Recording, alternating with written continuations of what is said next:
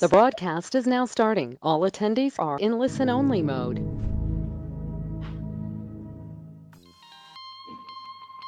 Hi, thank you for joining us for this featured session today where we'll be discussing immersive entertainment and the future of games. I'm Valerie Vacante, Director of Strategy at Live Area, as well as the founder of Collabsco and collaborator with the team from Versus Games here. So I'm honored to introduce Nolan Bushnell, the father of video games, the inventor of a number of things in our modern world today, as well as Zai Ortiz, the founder of Dark Matter, as well as co-founder of Versus Games, and also a pioneer in some of the visual effects and that give us a glimpse into what the future looks like. Nolan, would you like to say anything before we get started? No, it's just really fun. I wished we were in Austin at South by Southwest normal, but here in the virtual world, I'm really happy to be here and to talk about some of my favorite things of innovation and games. And Zai, how about yourself? I'm excited to share, a lot of the stuff that we've been working on and all the stuff of my past history. So I'm excited to share that with everyone. Thank you. Cool. All right, we'll jump in and I guess have some fun, right? Sure. Great. So, so before we get into the super fun stuff, we're going to talk about these numbers, which are fun to some people who really like numbers, right? What's really exciting in the industry right now, we're seeing numbers jump up all over the place, right? So not only in gaming, we're seeing high growth. Obviously, the impact of COVID-19. We're seeing more people playing board games around the table. We're seeing a lot more of that VR interactive play. AR. There's obviously a lot of AR gaming going on. And then also kind of how people are shopping, gifting, and all of that good stuff, right? We're seeing where people are having a lot of at-home deliveries. They're doing a lot of buy online, pick up in store. And for those that are staying at home, they're having a lot of fun with all the cool gaming experiences out there. So if we kind of jump into our first topic here, pioneering the future. So where we'll be talking about gaming, entertainment, and artistic storytelling. So I love this slide because it has some of the greatest hits that you guys have pioneered throughout your career, right? So, so Nolan, if we first jump in here in terms of pioneering the gaming industry. So you're an engineer, a maker, and a creator. So how did you get started with creating a gaming company? It was really an accident in space and time. I had a summer job at an amusement park, and I became manager of the game department, and I had a couple of arcades, and that was the same year that we had a big computer at the university that had a monitor attached to it. And I played the Steve Russell game called Space War. And I thought to myself, boy, if I could have this screen in one of my arcades with a quarter slot on it, it'd make a lot of money. But then you divide 25 cents for 3 minutes of play into $1 million computer and the math didn't work. But it triggered my mind, and I thought maybe someday costs will come down, because costs were coming down on computers dramatically. And then one day it did, and so I did. And so, so then Atari was born, and Atari was born. It actually started out, we thought we were going to just be an engineering group that would build games, design games for others to build. I mean, we had no money, we had no factory. And so I executed that and licensed the first game, Computer Space, to another company. And, they really kind of messed things up. And I decided, I couldn't possibly do as many mistakes as they did. And so it gave me the confidence to go ahead and the next game, which was Pong, decided to manufacture it ourselves, and then we were off to the races. Fantastic. And then Zai, as far as, kind of you being a pioneer in sort of film and how we see the world there's some of your work on there. Kind of tell us about kind of how you got started and a bit about your journey. Yeah, I started about 20 years ago in the film industry as a technical director, building pipelines and kind of working with directors closely to really storytell sequences. And when I got into it, I just got immersed and started to invent new ways. It felt like you were playing a little bit as God in this an environment, and I was really intrigued by 3D software. I got into 3D software not because I thought I was ever going to get into film. It was because I enjoyed the technical aspect of it, the mathematical equations that came with it, and the 3D space, and kind of felt like you were in your real world. So, I kind of just dove in and went from, I'm also a traditional designer, so I went from designing into coding and into VFX and owning my own animation studio in Hollywood. So really enjoy that process. But along the way, I got into gaming, and that's where it kind of like exploded for me. And I saw a different outlet where I could use all my expertise and also learn some new knowledge on top of that. And it's interesting how kind of gaming interplays and how entertainment kind of they move across each other, where you can learn. And one of the things that people might see here are the two Steves, Steve Wozniak and Steve Jobs. So Nolan, tell us a little bit about those guys. How'd you guys work together? Well, Steve came to work for Atari, and he was an interesting guy, very, very passionate, very hard worker. And I put him on the night shift because I knew that Steve Wozniak and he would hang around, and he was working. Steve Wozniak was working at HP at the time, and but I knew that if I put Jobs on the night shift, that I'd get two Steves for the price of one, I assigned Steve the project of Breakout, which was one of Atari's massive hits, and that was done by Steve and Steve. Well, and I still love Breakout today. Actually, it's one of the games my son and I still play. So we have the joystick play and everything.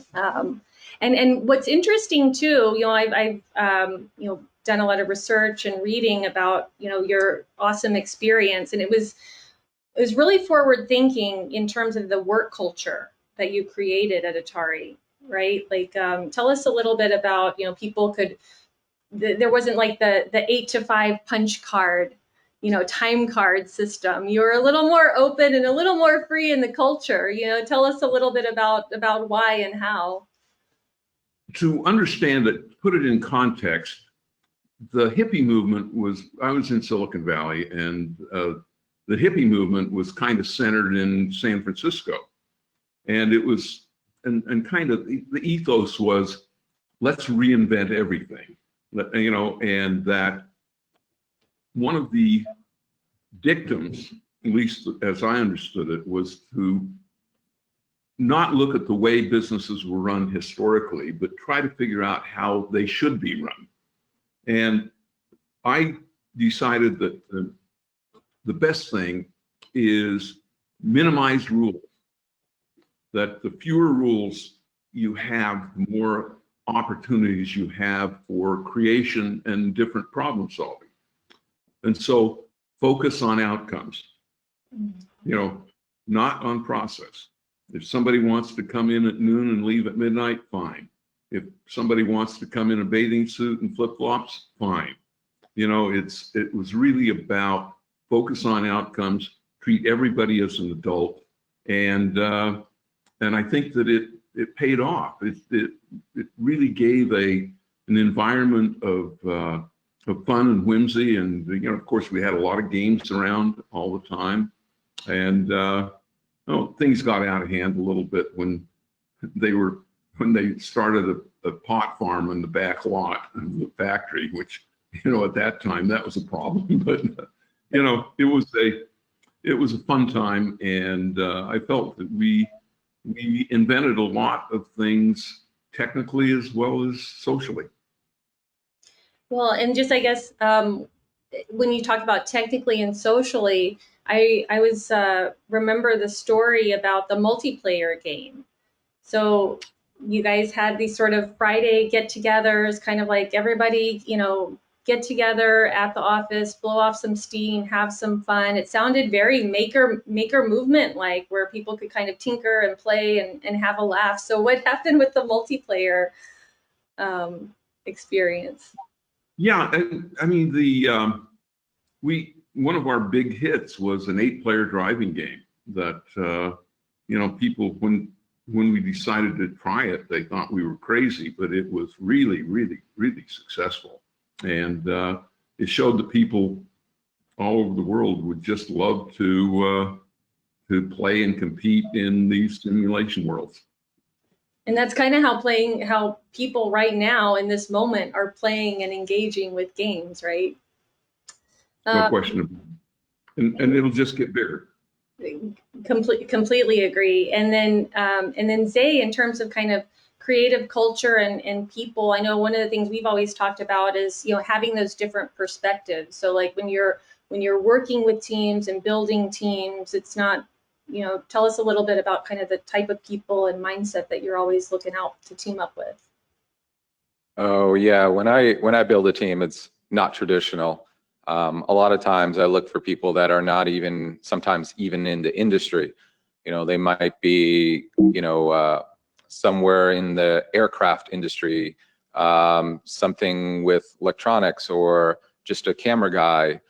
All different points of view, because I think points of view are very important, because you get sidelined and you get tunnel vision when you think you're a professional in your field and you think you know exactly how it should be. And you know, some of that might be right, but it doesn't mean that it has to be that way. There's no reason that you can't explore and be creative and have points of view outside of your own realm and your own knowledge. And a lot of that, you know, manifests into new creation. So I'm a big fan of putting people together in one room and see them bounce off the walls a little bit, and you know, have this new friendship and this new demeanor, you know, flourish and bloom. So I'm a fan of that.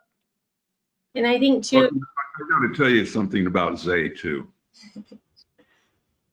Zai is an inventor, and sometimes we'll talk about an idea, and the next day, Zai will have created it, or a simulation of it, that is so much better than the idea I had in my mind, and so much better than what we talked about, from nothing. You know, just this, it almost like an illusionist, in which you create something out of smoke and mirrors. And I'm just, he constantly amazes me. Yeah, that's the fun of it. It's super fun to create things from nothing. It's an amazing and rewarding thing at the same time. I remember when you did the Mural X sizzle reel, blew my mind. Blew my mind. Anyway, another project of ancient history. No, that's a great segue, because that was kind of the first things that you guys started working on. And so I think the next slide here, I love this, because on the next slide it has this great imagery of you guys together, and us together actually in there. And so it's a great segue to kind of tell the story about how you guys started working together, and a little bit about Versix. Yeah, you know, me and Nolan met a few years ago, and how that actually happened is that I came up to him and we started talking about just creativity, and one thing led to another, and we just found ourselves on a weekly basis just meeting up at a breakfast, and we just started coming up with ideas and talking about what would this be, how did this look, and as we leave this conversation and we come back to it again, it just kept on growing. And at that point, we were like, maybe we should do something with this. And so we kind of started to get serious about it. I mean, we were just playing around, and one thing led to another, and we ended up having a company together, and and everything kind of blossomed from there. And we built a couple games, we explored different games, we explored different avenues. I mean, so many things. I mean, from things that would go on to Nintendo Switch, to Xbox, to AR, VR, to voice activation, voice activated movies, and all this. We were an incubator of an R&D place, and we were just having fun. And one of those products we put into market, and it did very well. So yeah, we're super excited, and we're continuing on with the company Versix, and we said let's make something of it. So here we are. Well, and it's been exciting seeing your journey and being a part of it in a small regard, at least from my end, which I've really enjoyed. But I remember all of us spoke at the Alexa conference way back, and I remember I was watching your talk, and I think mine was earlier that day. But I was watching your talk, and I loved seeing the work. You guys had talked about your first voice activated game. You were kind of showcasing some of that engaging, entertainment, choose your own adventure, TV-like experience there, and it was just really, really exciting to see that. To as we talked about the voice activated murder mystery game there, which sold out. It's been award after award after award. There was the CES Best of Innovation this year, which was very exciting. There's the Cappy Award, obviously being part of South by Southwest Pitch this year was really exciting. And so, at the bottom of the screen there, we see Star Audition. And I think on the next slide, we have a little sneak peek. Well, Star Audition has the distinction of having the best play tests I've ever seen. People having fun. It's a total card game that also works with Amazon Alexa or Google Home if you want the assistance with voice activation to have. So, but the gist of the game is you're acting out roles of a script, and you have basically different personas. So you could be James Bond or any other character in a film to try to portray. Whenever you pretend to be somebody else, it's liberating, because you don't have any of the social approbations that you do about, what are they going to think of me? Well, now you can be a goofball, and it's okay. It's in the script. Yeah, it's super fun. The game is super fun. I mean, it's nothing like anything ever released. It's one thing about Nolan is that he has so many ideas, and it's hard to catch up sometimes. Like, we have over, I think, 40 games that you've designed. I mean, we have R&D'd so many games, and this one in particular is one of the best ones in that top 10 that we are actually following up with and planning to make an announcement later this year. So yeah, it's going to be exciting. Well, I'm really excited about this one because it does involve the entire family. I know this is kind of artwork direction that we can't show the new artwork just yet, but at least what I've seen, I'm really excited. Of course, it has Zai's vision and creative direction on it, so it's like it stands out. It looks beautiful. It's something that anybody can play. So I'm excited about the updates coming later in the year. And now we'll just kind of jump into gamifying the world and that play in everyday life. So earlier on, Nolan, we talked about, you being a pioneer, obviously in gaming, like a huge impact in the gaming world, but it's always been interesting to me about how you've had this impact across other industries and like have woven in your experience in gaming into these other industries. So if we look at the sort of top there, the navigation one, that's ETAC from Catalyst Technologies, another, like one of the first incubators in Silicon Valley. So tell us a little bit about, Catalyst Technologies and ETAC. Well, I felt that a incubator could really accelerate the technical creation process. And so it was about funding a company, but also funding their infrastructure on a collective basis, because you don't need a full-time CFO as a startup. One good CFO and all of a sudden you're in good state.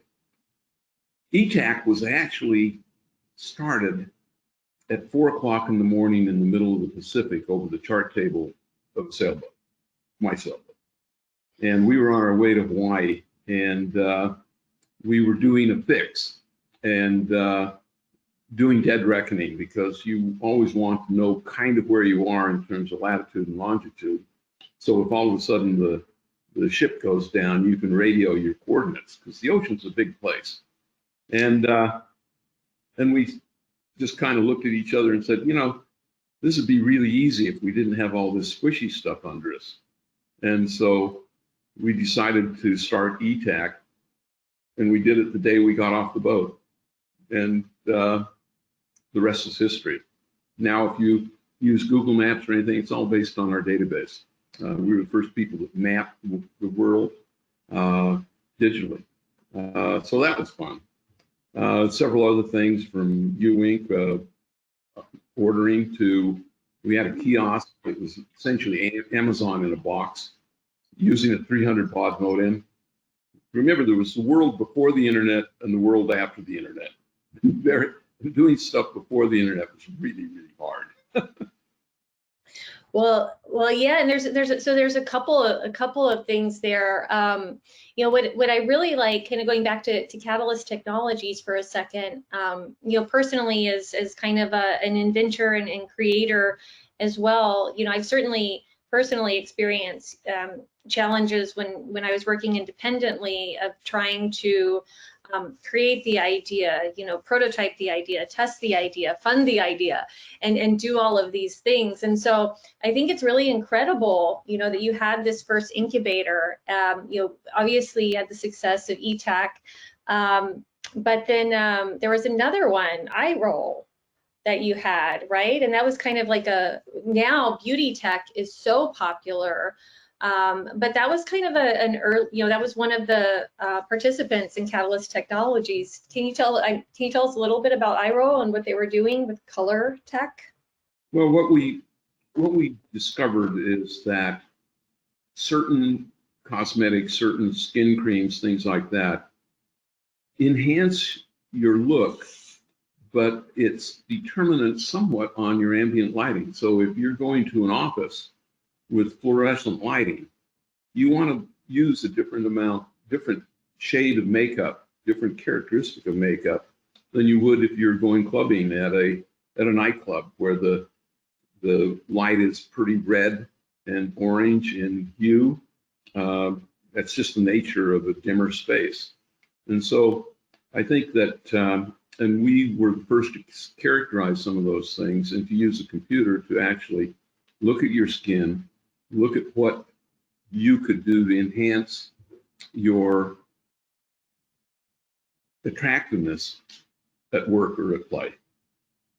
Well, and I was fascinated. I did scour the internet and did a lot of research, and unfortunately couldn't find an image. So that's why we don't have an image here. But I was just really intrigued because obviously now some of those numbers I showed earlier on with AR in particular, people are doing a lot of virtual try-ons and that sort of thing. So But the other thing you talked about, one thing I wanted to point out about ETAC is that I always love hearing that story, because I think it's fascinating that you invented, you know, basically this navigation technology that people use every day in their car or on their foot, as you mentioned about Google Maps, and then that it was created on a boat. So I always love that. Well, in the middle of the night too. We were on the what they call the graveyard watch, which is midnight to 4.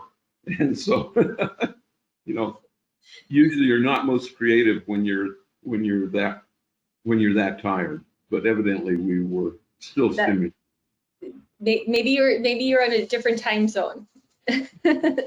Well, cool. And then the other thing that you pointed out too was U-Wink. And so like you're always ahead of your time in everything that you do. And so for people who may not know about U-Wink, you can see on the top middle panel there, it's really this fantastic gameplay food restaurant where you would order from a kiosk.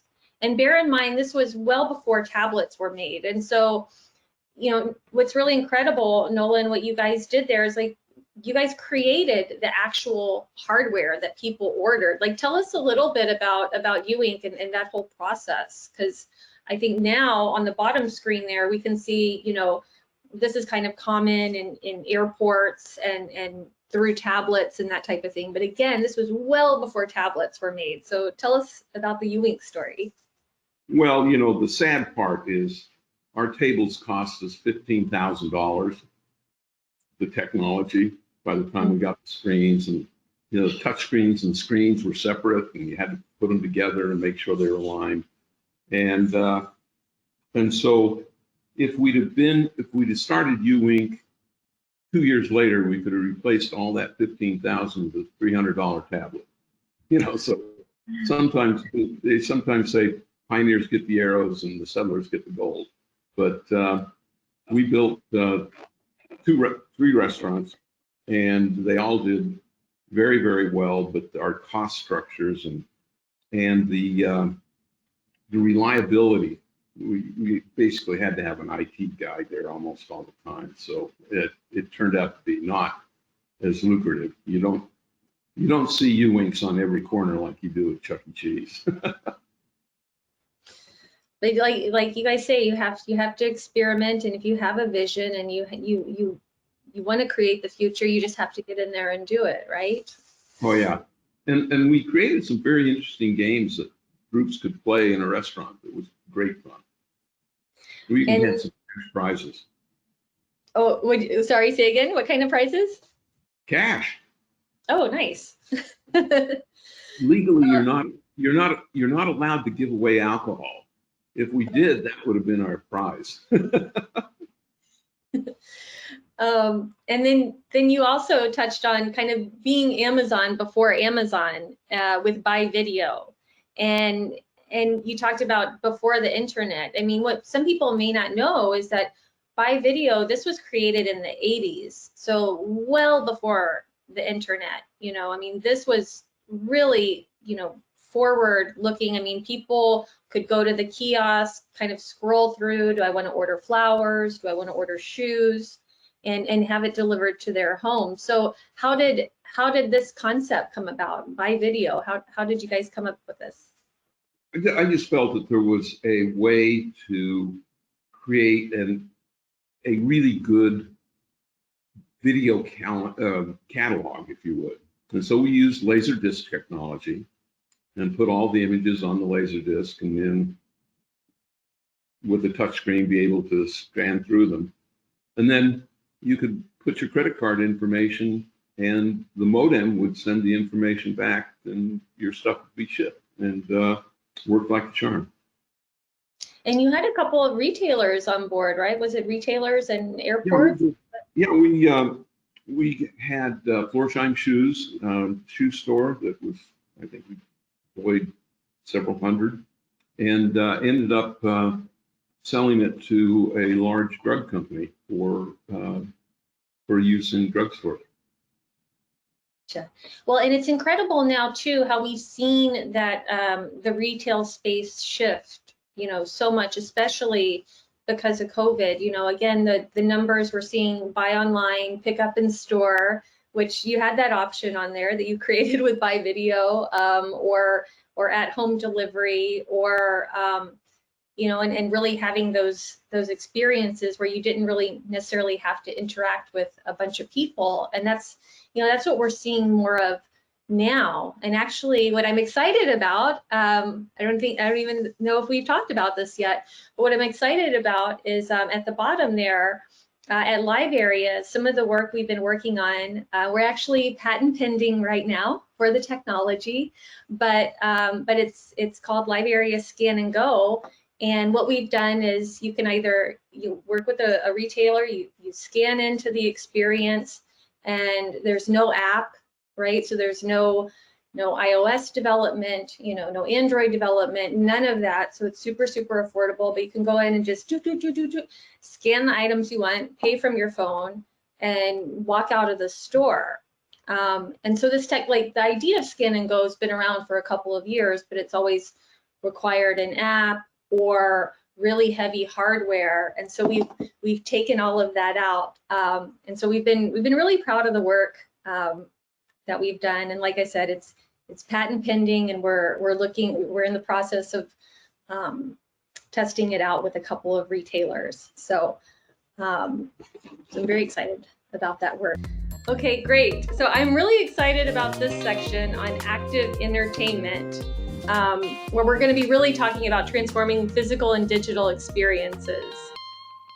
So on the next slide, I know there's some really cool imagery here, and I know, Zai, you've been working in different things, and as all of us have, right? Everything from kind of projection mapping to AR to VR to voice. So tell us a little bit about kind of what you're working on and how production's going and all that good stuff. Yeah, I'm definitely working in this space heavily, especially in projection and voice and physical products, simulations. A little bit of what's demonstrating right here in front of you is kind of right in that realm.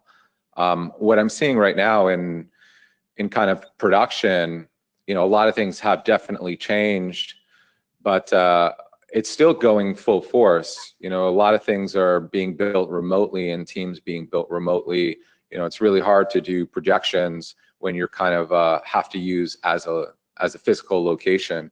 For instance, I'm working on this huge project that deals with projections, and everything has to be simulated in a 3D environment to give the reality. So all that, and mocking up models right in front of you in one room. So you're not in a real location, but you're in a kind of VR, AR headset where you guys could walk around in an Unreal Engine and kind of have these Unreal Engine virtual sets, which are becoming very popular for production, even for film production. We're seeing a lot of that appear coming out of this quarter of this year. So, and also voice technology has boomed and blown up, and it's one of my kind of things that I enjoy working on, because I feel like voice activation is something that everyone's going to have in their home at one time. And also it'd be nice to kind of just walk in your house and automate everything. I believe Nolan's house is pretty automated that way, which makes it really easy to just walk in and turn on your lights and play the music and turn on your TV and ask for what TV show you want. But on top of that, I think voice activation is going to be greatly influenced in the medical field as well as retail. But I'm in the gaming space for this, and I see it really blowing up, especially for us. We're exploring and we're kind of pioneering this voice activation, card games and voice games. And it's one of the things that I'm really enjoying tackling, because it's a great challenge, because there's a mix of narration and storytelling that needs to be told in this. And so there's a huge ordeal in production happening to get this all pieced together, and you have to unwind it greatly to even get to the place where you have something for a customer to understand. So mind mapping all this takes a lot of time, but it's also really rewarding. And I'm sure software is going to come out to automate all this. And there's some of it already, but there's still a long way and a lot of things we can do. Once we kind of smash that with AR, I mean, that's kind of going to be the holy grail to kind of put all those pieces together. That's almost like using projection mapping that you're seeing with your own eyes. So all these pieces kind of line up, and we're going to see all these worlds collide like we have seen in entertainment and gaming years back. And one of the reasons why I got into it is because I love the kind of shared assets and shared minds coming together. So it's a really fascinating place to be right now, especially in this time when we have all the new software and people working and exploring at home. We're going to see some new hidden gems come out of it. You know, one of the things that Zai was alluding to are tools. And what's happening is the tools are getting so easy to use. And what that does is that enables an awful lot of people. Like, you don't have to have a PhD in software engineering to do some amazing things now. Like Unity is something that 8-year-olds can figure out, and they can do an app. And so this ability to engage armies of creative people with tools that make it easy for them to have an outcome. I mean, I've been playing with Arduinos lately, and literally I can do in a half hour, which 20 years ago would have taken me 2 weeks to have the same kind of output. You know, and so that acceleration, it feels like the time, all the time constraints are being compressed in a very powerful way. And you know, this whole idea of creating something from nothing, it starts to make you wonder whether we're actually in a simulation, that we're, you know, that we in fact are in the Matrix, but just don't know. Right? Are we helping build that simulation even further? Exactly. Right. And we'll simulation within a simulation. It's like a hall of mirrors. Yep.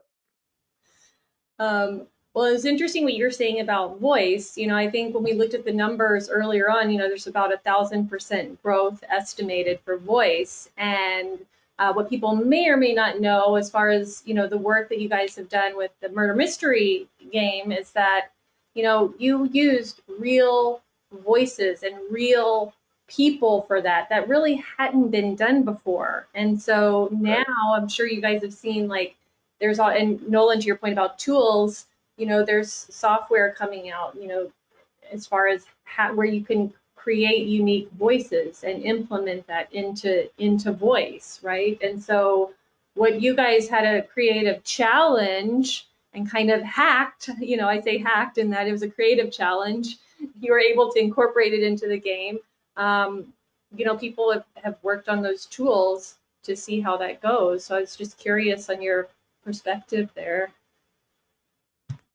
Well, I mean, go ahead. I'll let you take this. One point I was going to make is that you know, a lot of companies now are doing digital AI voices, which, you know, there's quite a few that we talk with and we're friends with, and they're just not quite there yet. It's still very synthetic, and you could really tell. But there is a good part to that in a few years when, you know, it'll make a lot of things a lot easier. I mean, how we tackled it is kind of mapping it out with real voices, real actors, and the algorithm kind of did its own thing, and we used AI on top of that. So I think you're going to see similar things, that exactly how we made. There will be people making that, and also people making through the AI synthetic voices as well. So I think there will be a combination. I think people are going to stay away from the kind of robotic voice, because I think For me personally, that is quite not enjoyable because you don't hear the emotion and the feeling and any of the pitches in someone's voice. And also you can't distinct from male and female or a child to an adult. So those are important. Yeah, and in animation, there was a thing called the uncanny valley where you could get something that was almost real, but it was creepy. We're kind of there, but then the animation got good enough that they could sort of transcend the uncanny valley. Now we're there with voice, which is kind of the same thing, and it'll be transcended in another 3 to 5 years. Yeah, I agree. I think in that time it will, just like how people are able to kind of plug and play websites, they'll be able to just plug and play and have their own, voice experience, whether it be gaming, whether it be, anything. Well, one of the things that we wanted to do with Versix is to take board games and add production values to them, add music, and add sound effects, and synthetic characters. AI, basically an NPC that was not real. And so, we knew that the voice Echo, Google Home, that they could throw dice and they were great timers and all that, but we wanted to really add to the game play experience through media. And I think we've still got some things to do, a lot of things to do, but the whole idea is bring the board game experience to life. Yeah, when we imagine it and see it, and when we test play, it actually enhances it, and it just has a different value. Like playing with atmosphere and no atmosphere is such a big difference in a game. So there's a fun little bit of an analog feel with digital, not to be wholly immersed in your phone or something right in front of your eyes, and being able to play a board game or a card game and just using your audible experience to kind of generate the immersive feel around you. So I enjoy that because I think we're all on computers every day. I don't know anybody that's not. I haven't talked to anybody yet.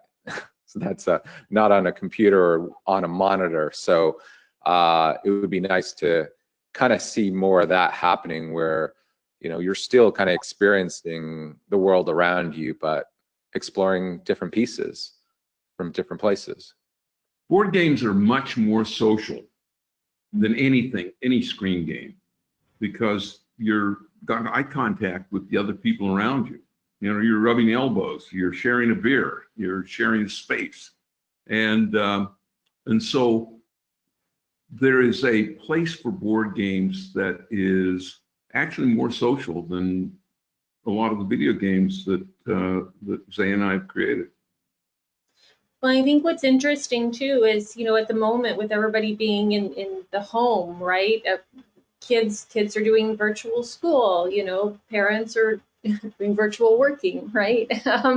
And remote working. And so everybody, kind of what Zai was saying, everybody's on screens all day. Yeah. And so it's kind of like, okay, when the school day's over, when the work day's over, like, we're looking for more games here to have that kind of screen free. And like you said, Nolan, just like around the table play experience, or we can look at each other and have some fun. And so I'm excited about what's going on with voice at the moment. And then also too, and here, like Zai, what you were talking about, some of the projection mapping work, I think that's really interesting because, in a world where we can't really, in our touch-free world, projection mapping experiences, so people can get out, they can see this little bit of magic and still socially distance and still experience something really incredible. So kind of like, what are some of the things you're doing in that space?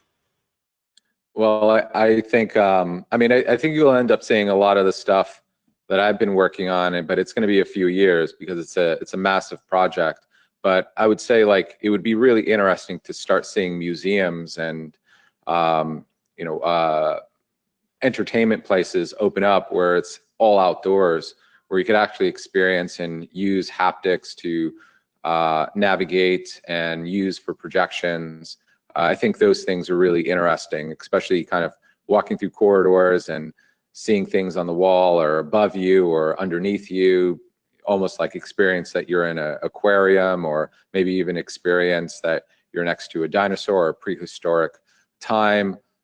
Something that is not simulated in VR or AR, where you're just seeing it with your own eyes. You're just walking up and experiencing, you're letting the magic kind of wrap around you.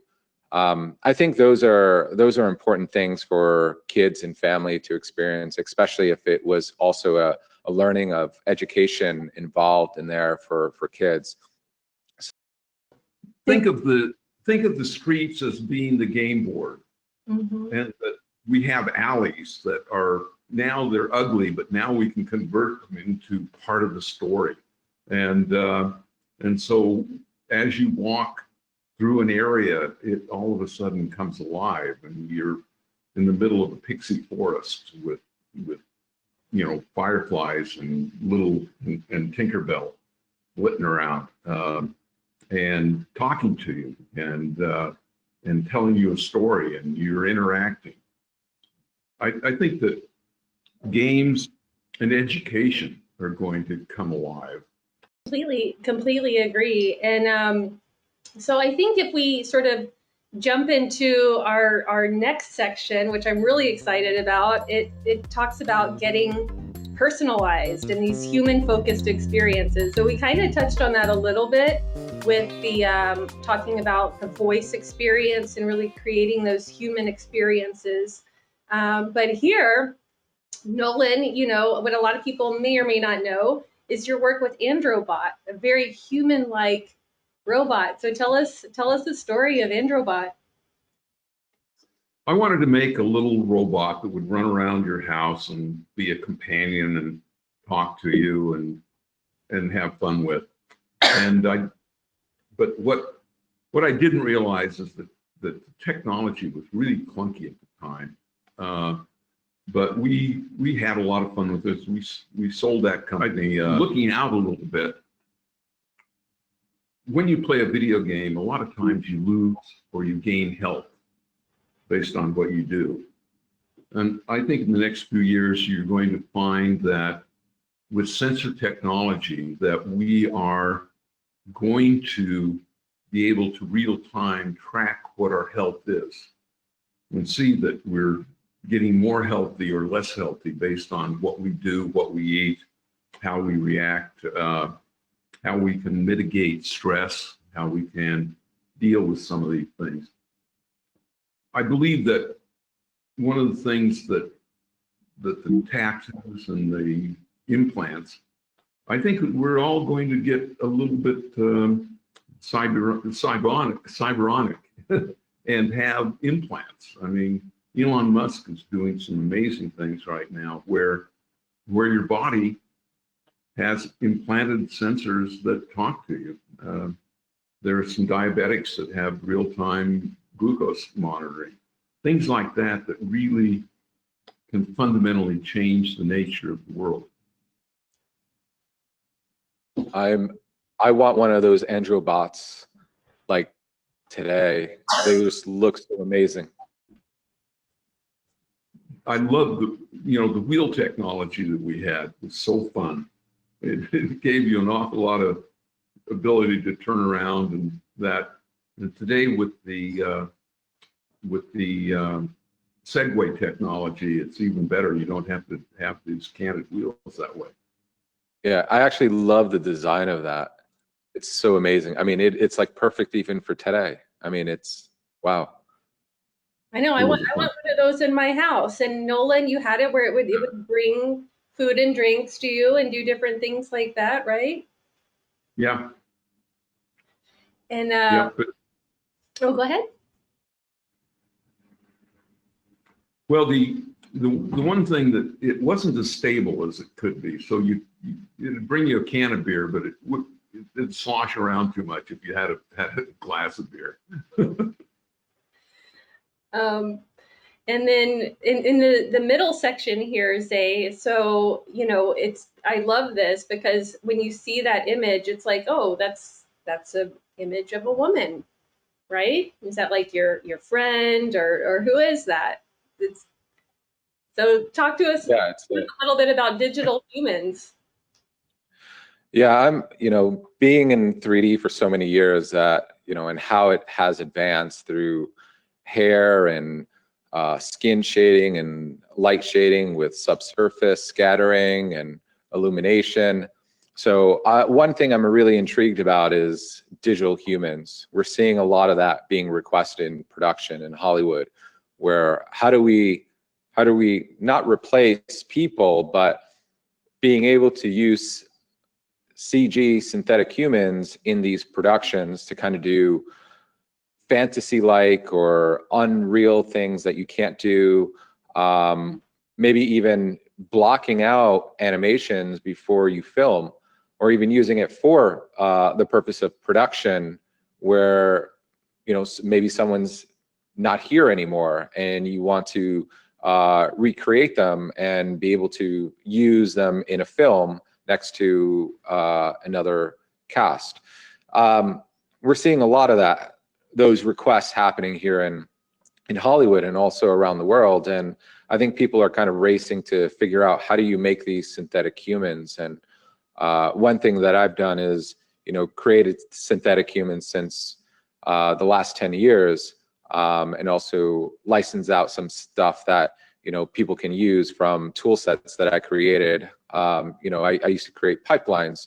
And right now, those pipelines have advanced. People are making products out of them. Things that you can use under, different software.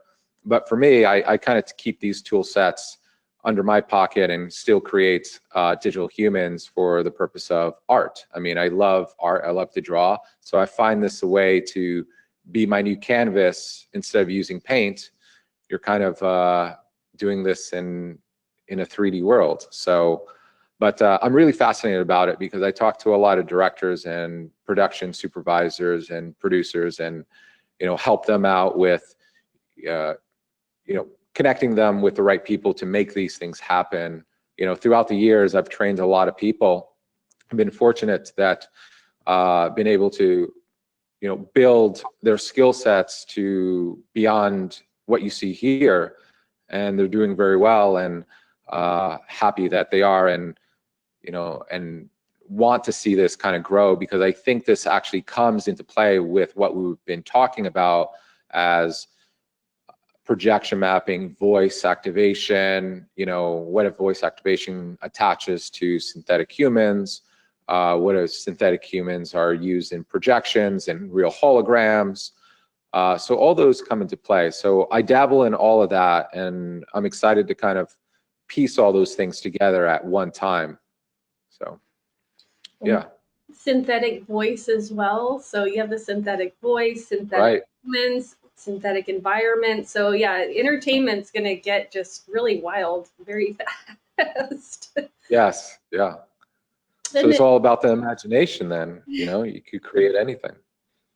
Well, exactly. And some of the stuff we're kind of working on at the moment, is at the bottom there, you can see just a little snippet of some of the stuff we have in production. And we're really creating a lot of these virtual assistants.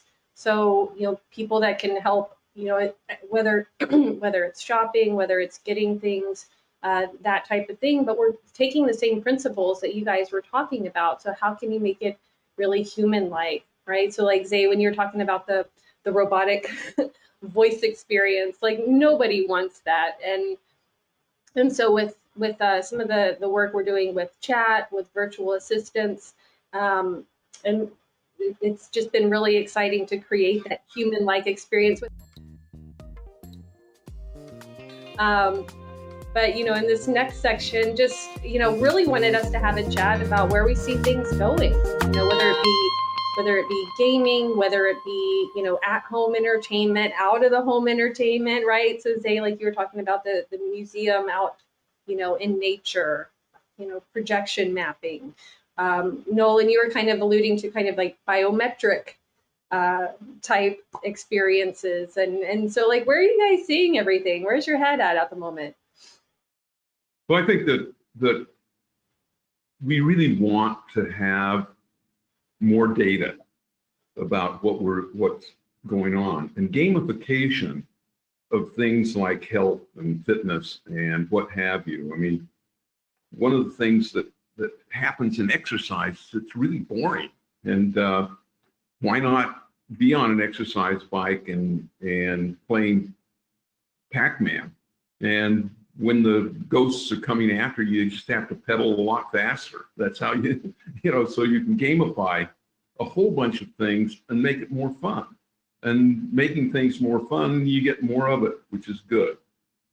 I believe that education, there's some things that happen in gaming that really teach a tremendous amount. And I think that probably a third of the time that kids are in school should be done playing games and learn games that are learning structures. Zay, what do you think? Oh, I think a lot of it right now, what me and you are doing, Nolan, is kind of in the future already. So we're kind of living it. That's really exciting to me. But in like fitness, like we kind of see, I think there's a lot of things happening there, which I'm excited about. Like when I go on my jogs, I would love to be able to kind of see and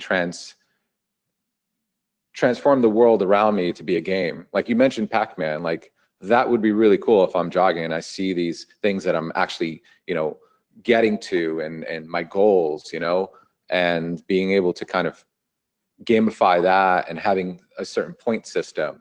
Mm-hmm. That would be super fun. And I think that we're going to start to see then that might be just like the norm at some point, where we kind of see a lot of these pieces come together with, I mean, we're living in a media world. So I think our world is going to be a digital media world. No matter how we see it, we can't avoid it.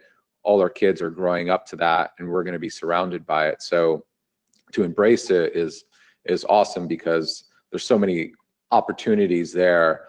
There's going to be things that we miss, but there's also things that we've never seen around the corner happen for us. So I'm excited about that. I have a four-year-old grandson, actually 3.5. And he loves coming over because he can turn my lights on with his voice, you know, at various places. And he's basically going around turning lights on and off just because he can do it in the middle of the day. And so they really get used to it. But think about a self-driving car. Mm-hmm. And now using near-field technology, all the windows in the car are actually screens. And so as you're going somewhere, you can choose an algorithm and you're going to be driving down the streets of Mars or an old West town or ancient Rome. Why not? You know, if you get tired of going down the streets of Santa Monica, just pop in an app, and all of a sudden you're driving down the streets of the Ginza in Tokyo.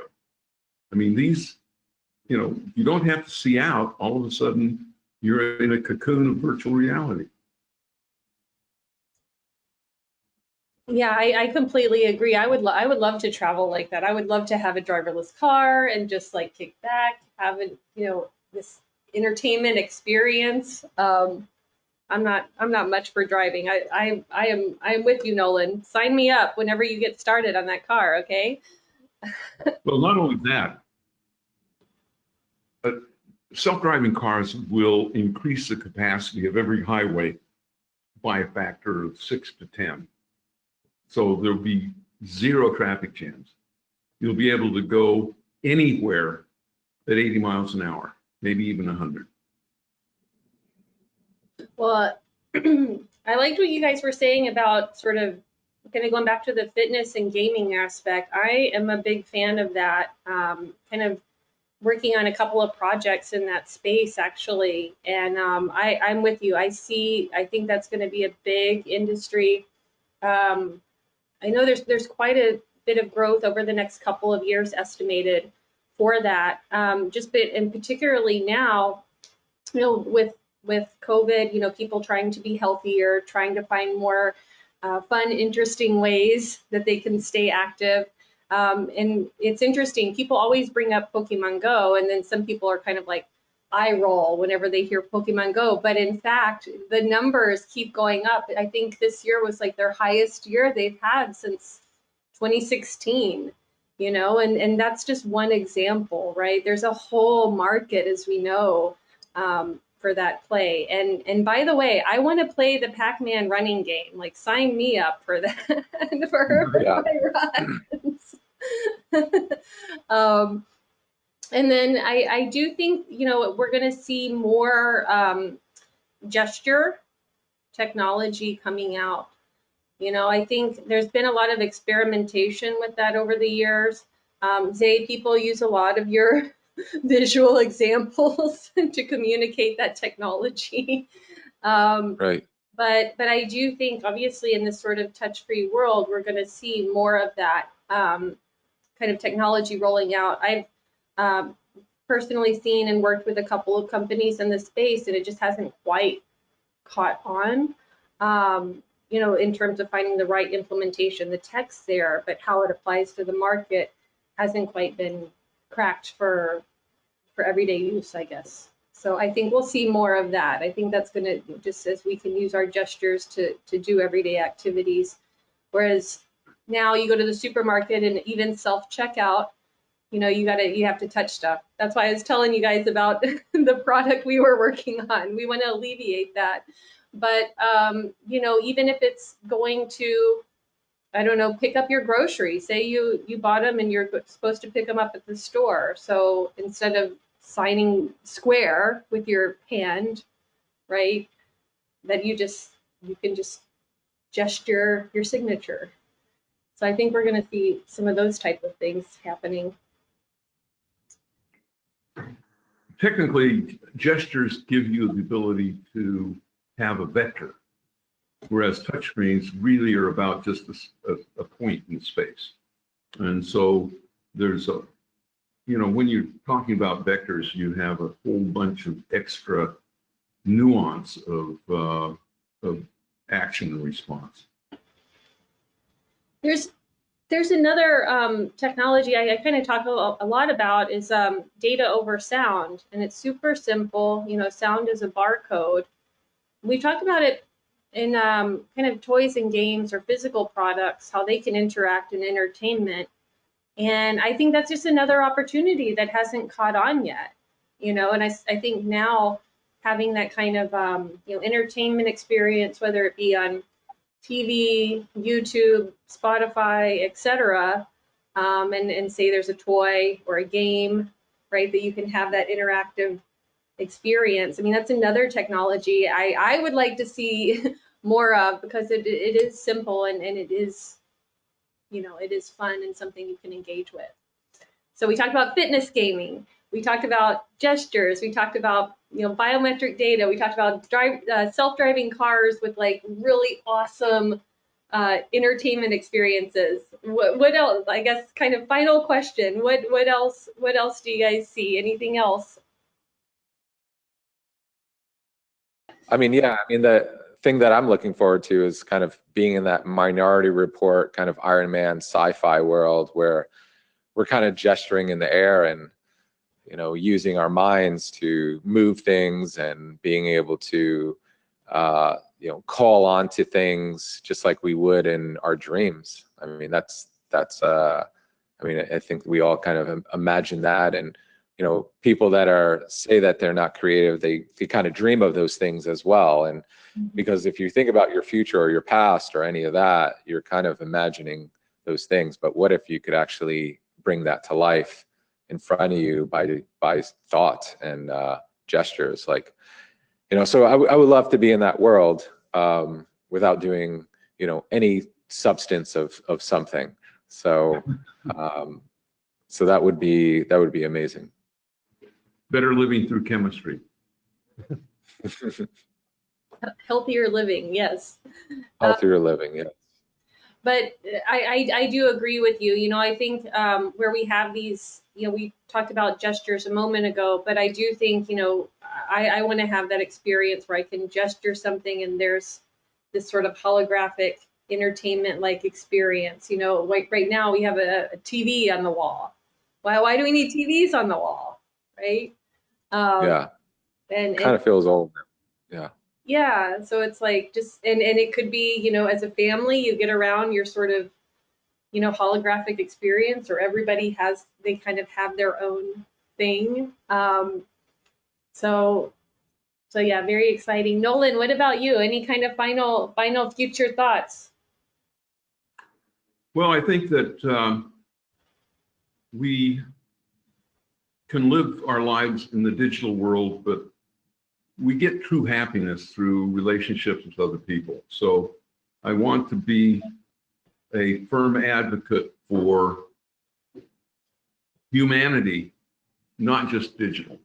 I think my dad used to always say balance in everything, and, you know, moderation in everything, including moderation. And I think that we need to constantly be a full human being with the whole panoply of experiences. Well said. Definitely.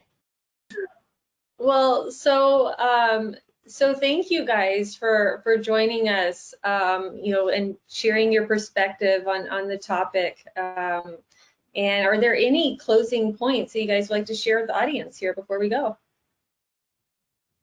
Just read science fiction, be ready for the crazy world that we're going to be in, because it's going to be different than the one we have today. Right. Yeah. You know, for me, I think that what I want to tell people is just really, you know, I believe everyone is creative, no matter who that being is. They have a creative part in their body. If they're not able to show it externally, but through their voice or through writing, find a means, find a way to do it, because that's just going to bring you closer to some type of development, even if it's just brainstorming something for, you know, your career or for your family, or whatever that is that you're inspiring for. Bring some creativity and some joy in that back into your life if you don't have it already. Projects drive happiness. I completely. We'll all of us continue to create, and you know, there we are. Please stay in touch, and hopefully we'll see everybody virtually or in some regard at South by Southwest soon. So thank you. Let's do it. I look forward to that. Thank you so much. Thank you.